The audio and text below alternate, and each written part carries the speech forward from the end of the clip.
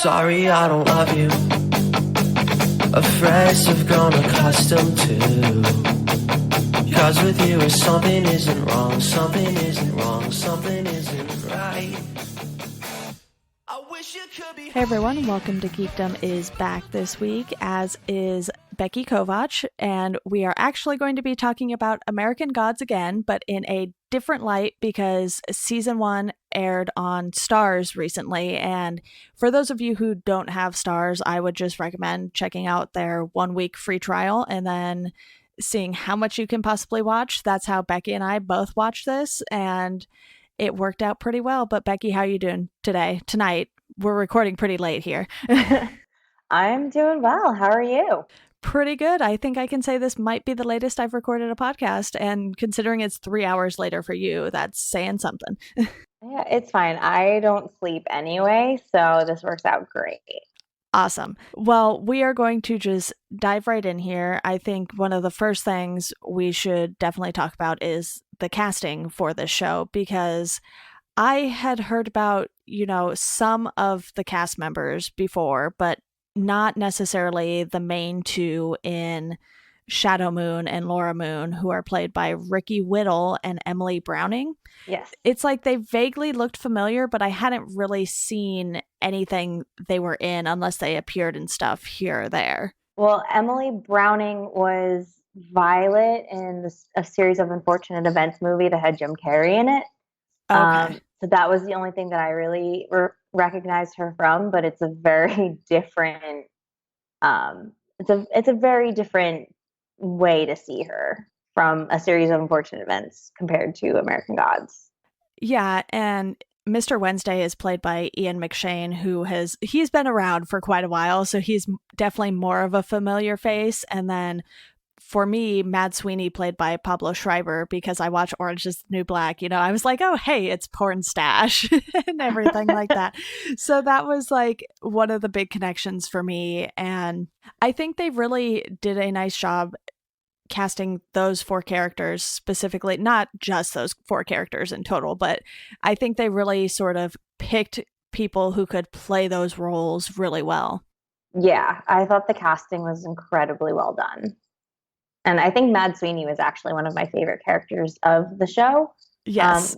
Which says a lot about how good the casting is, because he's not even that huge of a character in the book itself. Right. They give him a lot more in the show. Yeah, and he's sort of just like a pest the entire time, and it's just so entertaining to watch him play that sort of role. Yeah, absolutely. But one of my favorite casting choices is Gillian Anderson as Media. And in this, she shows up as, David Bowie and, Lucille Ball and everything like that. And it's just so entertaining how they used her character, because she could basically be anyone, and they even dressed her up as Marilyn Monroe. And I couldn't tell if in the Easter episode she was dressed as someone specific, because it wasn't quite as obvious as those first 3, but she only shows up in half of the episodes, and it's still, such a big moment when she shows up in each one. Yeah, and it just kind of shows how incredibly versatile she is as an actress, because she's able to take on these different iconic roles. Yeah, and they definitely nailed the look for each time she showed up. I was like, oh, wow. Like, I've almost sold that is Lucille Ball, and everything like that. And I don't know what you particularly know her from, but I had watched The Fall, which was a series that's on Netflix, and Hannibal. So she sort of had these completely different roles. Like in Hannibal, she was a psychiatrist, and in The Fall, she was a detective. It was overseas, though, in like England, so I don't know what their title is necessarily. She wasn't like detective, so to speak, but it was that sort of role that she played. Yeah. To be honest, I don't know that I've actually watched a whole lot with her in it. I know she was really big in the X-Files. Yes. But that's one of those shows that's like on my list that I just haven't gotten to yet. But yeah, I think that they did a really great job of choosing her to be Media. Yeah, and I think the design for everything that she was in and everything costume wise really made it just that much better because they did such a great job of putting her in these, you know, different costumes and having her portray these different people. And it's like, even though she was portraying a man when she was dressed up as David Bowie, you didn't really feel that way about the character. It was just like, this totally makes sense for some strange reason. Yeah. No, it worked out really well. When it comes to the book, that's kind of exactly how I pictured Media as a character. So I think that they did a really great job of translating that to the show. Yeah, and then you have these guest appearances by actors that are fairly well known, and they're only in it for a single episode. Like, you have Dane Cook as Robbie, you have Kristen Chenoweth as Easter, and Corbin Burnson is Vulcan when they Mm-hmm. travel to sort of that weird gun-toting city that's sort of all too realistic in some aspects of Oh today. my God, yeah. It's a little too close to home at this point. Yeah, but I think they really nailed even those characters on that smaller level. And, you texted me when we were both watching this during the free trial, and you were like, I didn't even know Dane Cook was in this. I had no idea. And then he just showed up on my screen. And as somebody who grew up a fan of his stand up, this was a very different thing to see him doing, because it's so far from stand up comedy. That is just not something I ever pictured him in. Yeah, and his character isn't even, meant to be a funny guy or anything like that you would typically expect when a No. comedian makes that move over to acting or something like that. And I had like a double CD of some of his stand up comedy, Mm-hmm. which is very strange for me because I'm really not into comedy all that much. But for whatever reason, I had this double CD Dane Cook release, and I don't even know what it is anymore. It's probably sitting on a shelf somewhere that is not in my room because all the CDs have been moved out of here so I can make room for things like books. Yeah, but I'm the same way. And I think it was our first American Gods episode when we talked about the book where I actually ended up quoting a Dane Cook skit. Yeah, Uh, I think you did. so it was very weird to all of a sudden see Dane Cook in American Gods, the show. Yeah, and Kristen Chenoweth as Easter just felt so perfect too because she was, sort of just like this little cheery lady, and then Mr. Wednesday comes along and sort of ruins everything, and then, it's this big to do, and she's in this big fancy house, and it's just, it's a really overdone scene, but if you've seen some of the things she's done in the past, it sort of really makes sense with what she's done. Yeah, for sure. I think that again, this goes back to the casting just being so well thought out, and they really seem to nail each and every character, even the ones that you don't think about as being main characters or the super important characters. They paid so much attention to who they were picking for each role that it just all worked together really well. Yeah, and we haven't even touched on like half of the cast. So, there's a lot No. of people in these 8 episodes. And, judging from the IMDb page, it looks like there is a season 2 already announced for next year, but they don't have, like any information like episode titles or anything like that up yet. So it seems like things are still pretty under wraps for that. But why don't we go ahead and talk about the story and the writing of the show sort of on a broad aspect, because if we like broke down each and every episode, we might be here for a while because it seems like a lot tends to happen in each episode, even though they don't move too far into the book. Yeah, they only make it about a third of the way through, I think, which is kind of cool because it means that they can keep going with this show for a while if they want to, especially in exploring all of those smaller characters' backgrounds and stuff like they did with Mad Sweeney. Yeah, and I think with the first episode, what they did really well were some of the introductions to the characters. And, like you just mentioned, Matt Sweeney, he had a great introduction, if you ask me. And even, Mr. Wednesday's introduction, and a character we haven't mentioned yet, which I hope I'm pronouncing this right, but I think it's Bilquis. Bilquist. Bilquis. Bilquist, I Okay. think. Yeah. And, she has quite the intense introduction there. And her character is one where she doesn't really tie into what is going on with, Shadow and Mr. Wednesday. But I think that's something that down the line is going to really play a bigger role probably in season 2 or something like that, because she seems to have her own little storyline going throughout. And it never really feels like it's too out of place because, well, one, this show is so weird in general that I think, having this other offshoot of the main storyline doesn't seem too out of place. Yeah, they really don't bring her into the main storyline just yet, but they kind of touch on how she's going to be involved later on, when they have I want to call them technology. I think the IMDb page has him listed as technical boy, but Yeah. technology is basically trying to recruit her for the New Gods side. Yeah, I think, like you said, that's definitely something that's going to play out because technical boy or technology, whichever you want to call him, he has a small role, but he's still in every single episode. He's just not in it a huge chunk like Mr. Wednesday or Shadow or even Laura. So, he's probably going to tie together quite a few things in the upcoming season, is my bet. Yeah. He's kind of the epitome of that New God side of things. He's a very interesting character. I couldn't tell if I loved him or if I really hated him. Yeah, because he was sort of a pest like Mad Sweeney, but in a much more annoying way, I guess you could say, because he was sort of feeling entitled, whereas Mad Sweeney, he had some sort of agenda.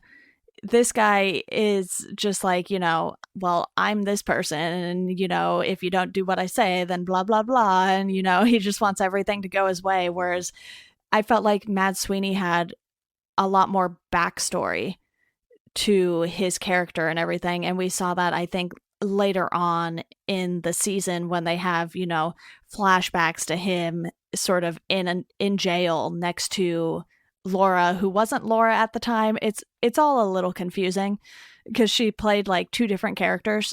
Yeah, I think entitled is a really good word for it, though, and I think that's probably why I found him the most annoying. It was just his whole attitude and his whole idea that the old gods are dead and should just kind of accept it and move on. I don't know. I wish I had read the book more recently because I know that there's more to this war between the gods that I just can't really remember at the moment. Right. Yeah. And I read the book so long ago, too, that I think even when we did the podcast on it, we sort of more broadly talked about it because we both were like, that's a pretty big book to go back and read. And, Yeah. it would take us a while.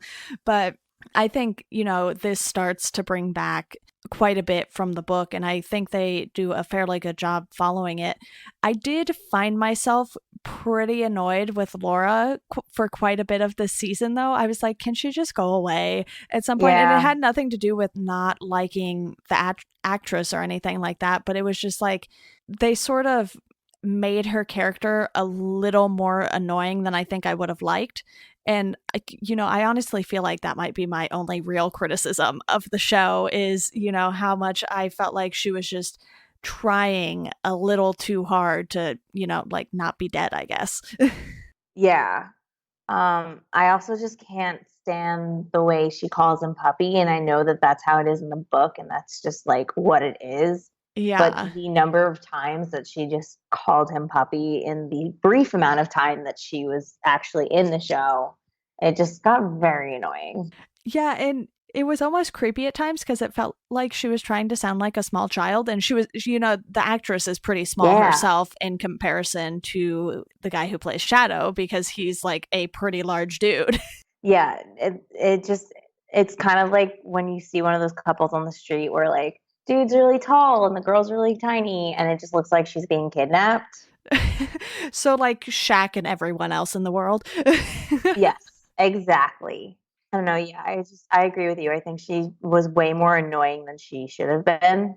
Yeah, and like I said, that's sort of my only main critique of the show because I do think that the actress was a good fit. I just think the way they wrote her could have been done a little differently, and maybe they didn't have to like take on that puppy thing quite as much as they did, even though, like you said, it's in the book. They could have just toned it down a little bit. It was just too much.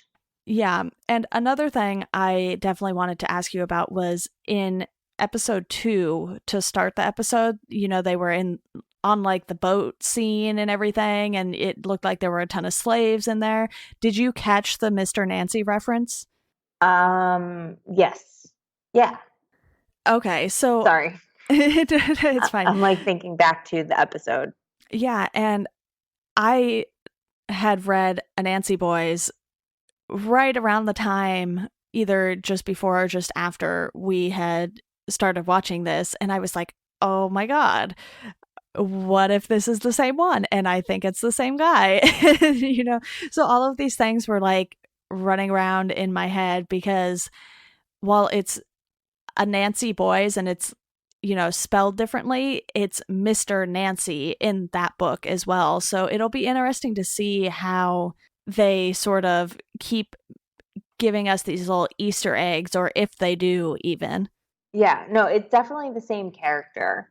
I think Mr. Nancy is just his way of kind of modernizing a little bit and keeping up with the times. And one of the things that I thought was really cool about the show was how they did tie in all of these older religions and older belief systems and the way that they portrayed them in the show. Those are things that I'm not entirely familiar with. So it was a little surprising to me that I even enjoyed the book for this as much as I did. But I feel like they're doing it in a way where it doesn't feel like, it's essentially a, Christian religion and that specific God show. It's like this broader aspect of it. And it's definitely a lot more modernized, and like the new gods versus the old gods sort of really makes sense. Yeah.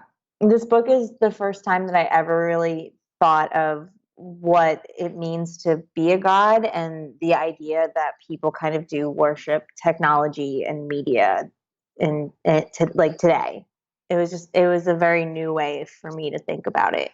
Yeah, definitely. And I think another thing they did really well was, even though the story really focused on what Mr. Wednesday had planned and, him taking Shadow along basically as his driver and sometimes the muscle, I guess you could say, because, like I said earlier, he's sort of this big guy, and he's even, significantly taller than Mr. Wednesday.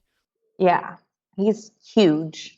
Yeah, so what do you think of all these side characters they introduced, like Salim, who ends up becoming what did you call it? The Jinn or something like that? The Jinn, yeah. Yeah. It's kind of like a genie, but not quite. Right. And then you have like the Zorya sisters. I'm probably butchering most of these names of people and things, because some of these words are just like, that spelling makes no sense. But, you have the two sisters that Mr. Wednesday goes to visit, and then you have Anubis and Mrs. Fadil. Yes. And you sort of get glimpses of these other gods and these other people that might not directly link to Mr. Wednesday this season, but you can definitely see they're building something there. So what do you think of, these little side stories other than Bilquis that they're building up? Well, I feel like they're kind of creating more of a backstory for all of these smaller characters that kind of play a role in the bigger war. Because I know that in the book, if I'm remembering correctly, there is some big meeting of the old gods where they discuss how to kind of move forward and handle the coming conflict with the new gods. So it's kind of cool to see them actually giving a voice to some of these more minor characters that were only kind of mentioned in passing in the book. Yeah, definitely. And I just want to note to everyone who cannot see this Google Doc right now that clearly the way I take notes does not always work for trying to remember things later, because under episode 5, I literally just have in caps what is this opening? And I have no clue what the opening was anymore.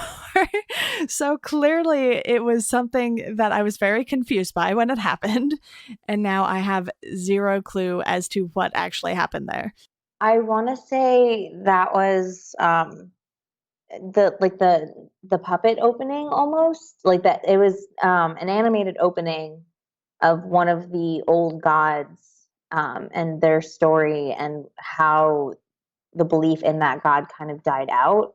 Oh my god, I'm trying to remember which god it was. I think I do remember what you're talking about, and that would definitely make me type that response in my notes. So I think you're definitely on the right track there. Nan-Unini was the god. Okay. So that was either episode 5 or episode 6, because then in episode 6 I just put another weird opening. So I am not great at taking notes, even though my notes are pretty detailed other than that. So sometimes I just get like too involved with the show and I just like type things that make zero sense later. I'm sure plenty of people have done this with certain things. Oh god, you should see the notes that I take when I'm working on an album review. Yeah. But yeah, Nan-Unini. So episode 5, the intro was that animated opening about the tribe crossing from Siberia, and they bring this mammoth skull with them, and that's their god, is this skull. Okay, yeah, that is definitely what I was talking about, clearly.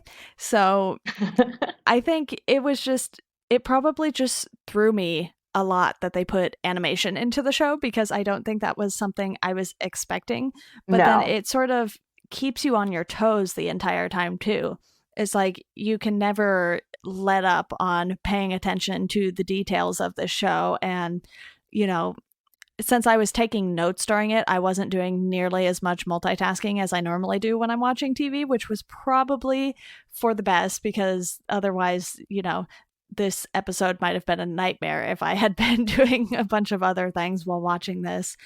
And I do want to note that by the end of this season, Mr. Wednesday reveals himself as Odin, which is, sort of one of the biggest old gods there is around, basically. And it's just really interesting that they keep that in all the way until the end, and then it's sort of this big reveal, but really it seems like it's only a big reveal to Shadow, I guess.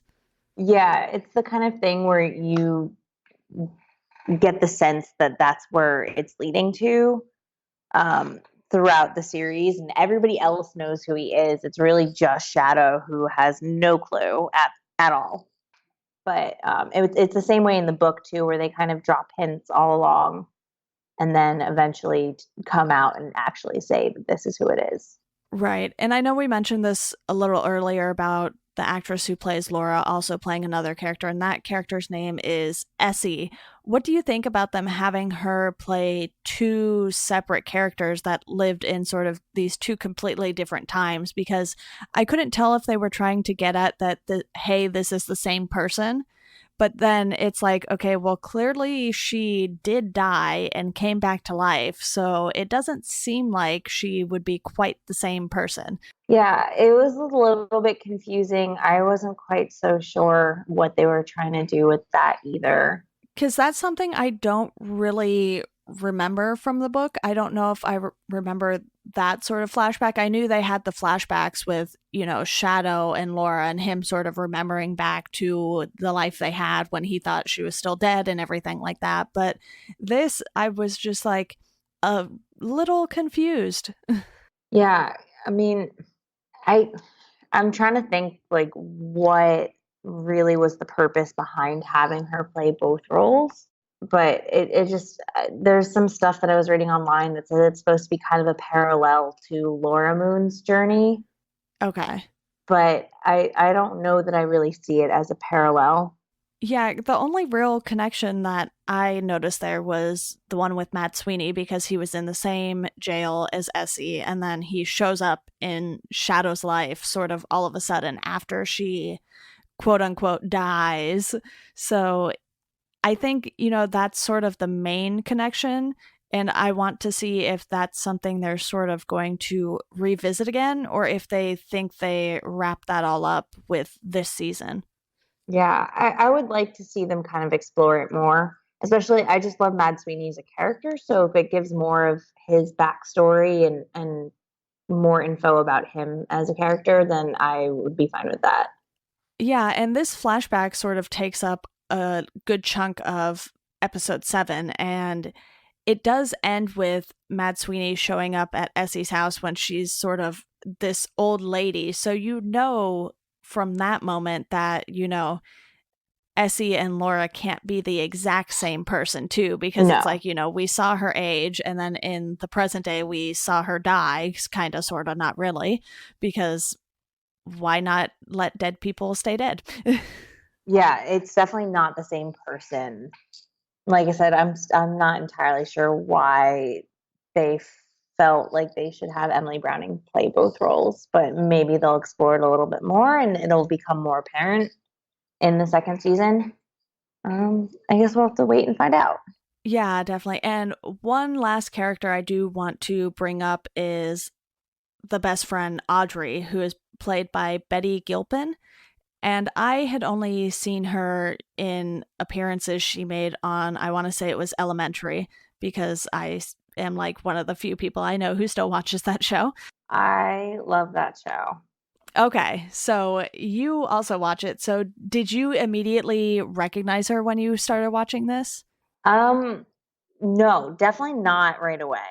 Okay, because when I saw her, it's like she was someone who looked extremely familiar, and it took a few minutes for it to click for me. I was like, oh, she showed up in Elementary as, Sherlock's kind of sort of girlfriend, but then not really. And, I was like, Yeah. okay. And she plays a completely different role in this, but I think she does it really well because, in the beginning, she's so mad because Laura was sleeping with her husband while Shadow was in jail.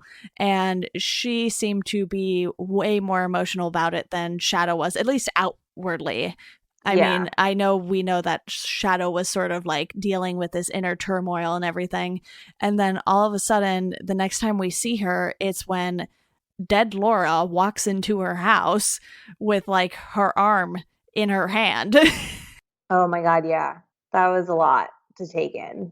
Yeah, and she played that scene so perfectly too. It's like, excuse me, you're dead, so I'm going to freak out right now. Yeah. I mean, how else are you supposed to react to something like that?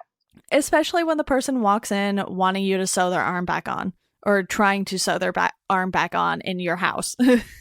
Yeah. I don't know that I would have had the composure to say anything at that point. I probably would have just run out screaming. Yeah, and that's sort of what she did at one point. She just ran into the bathroom instead of outside. I thought that she was, again, everything was really well thought out and really well cast in this. I liked that she was way more emotional and way more visibly torn up over the affair than Shadow was. And then she tries to sleep with him on top of Laura's grave.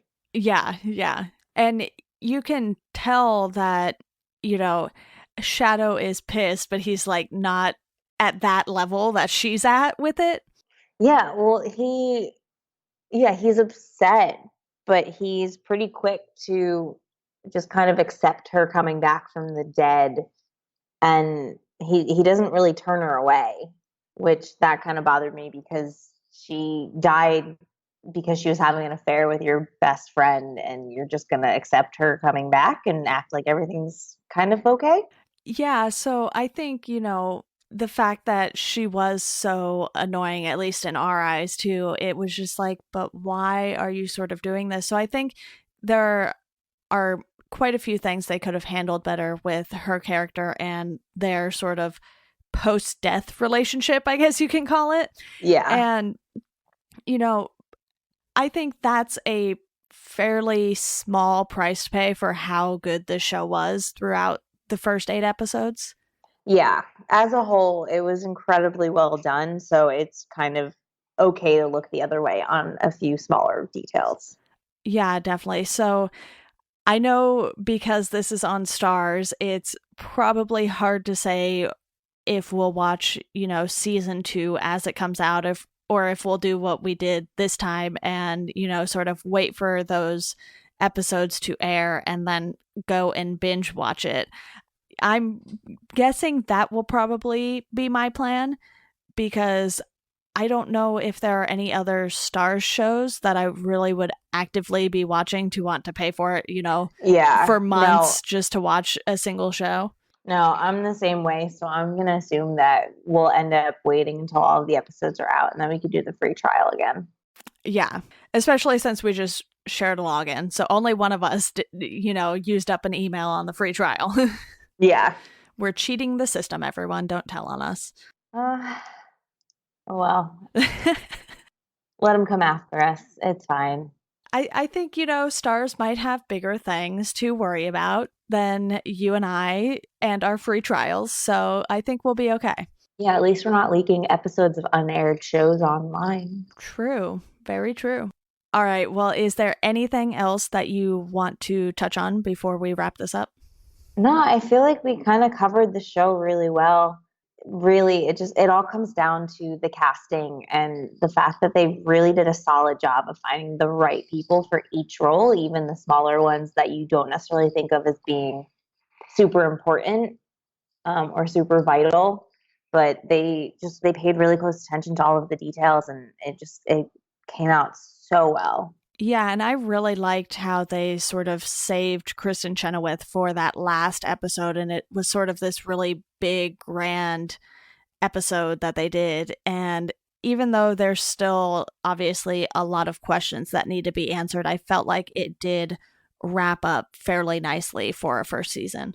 Yeah, and there's so much more that they can do with the next season. I can't wait to see where they take it. Yeah, especially since you have, all of these characters sort of going in different directions, but in the end, they're sort of probably going to end up either trying to accomplish similar things or they'll possibly even end up all in the same place. Yeah. I liked how they kind of snuck in all of the tree references, which I don't think we've talked about yet, but just as a quick note, I know that plays a bigger role later on. So it was kind of cool that they're already planning that far ahead.